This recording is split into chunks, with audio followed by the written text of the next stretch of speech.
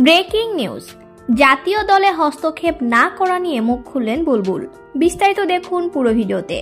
দর্শক, ফারুক আহমেদকে সরিয়ে দেওয়ার পর নতুন করে বাংলাদেশ ক্রিকেট বোর্ডের বিসিবি সভাপতি হন আমিনুল ইসলাম বুলবুল।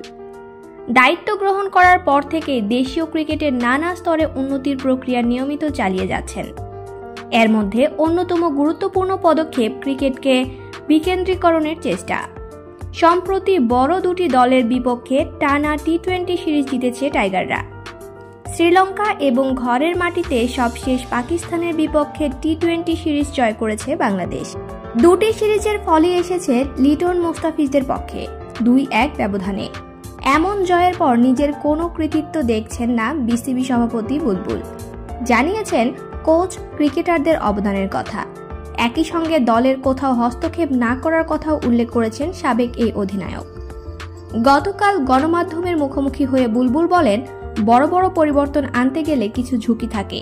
আমি এখন পর্যন্ত অন্য ডিপার্টমেন্টে হস্তক্ষেপ করিনি।